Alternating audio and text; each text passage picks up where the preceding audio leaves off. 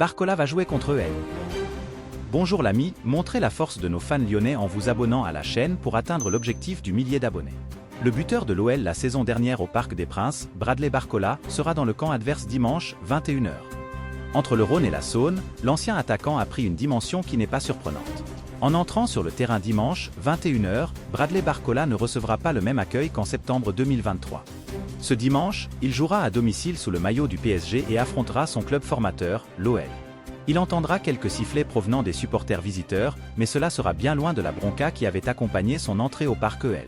Ayant marqué contre le PSG avec l'OL la saison dernière au Parc des Princes, le joueur international espoir a beaucoup évolué depuis ce match il y a un an.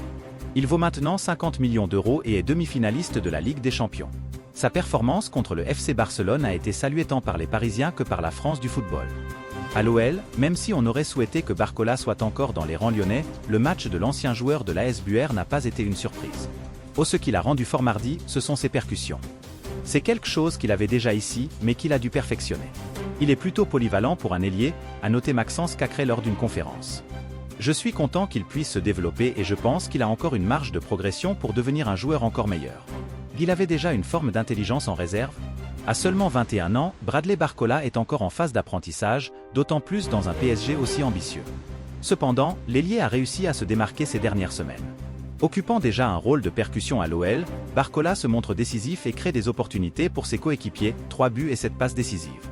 Le passage aurait pu être difficile entre l'OL et le PSG, mais le grand saut est plutôt réussi. Que je ne suis pas vraiment impressionné, car même lorsqu'il jouait en réserve ici, il y avait beaucoup de choses que j'appréciais chez lui. Il faisait preuve d'une forme d'intelligence dans la façon d'organiser son jeu en fonction de ses partenaires, a déclaré Pierre Sage. Il a pu mettre ses qualités au service d'une équipe compétitive. J'espère qu'il sera récompensé en fin de saison, sauf à une certaine date que nous connaissons tous. Il y a bien sûr ce dimanche soir, 21 h, au Parc des Princes, mais surtout le 25 mai en finale de la Coupe de France. Bonjour l'ami, montrez la force de nos fans lyonnais en vous abonnant à la chaîne pour atteindre l'objectif du millier d'abonnés.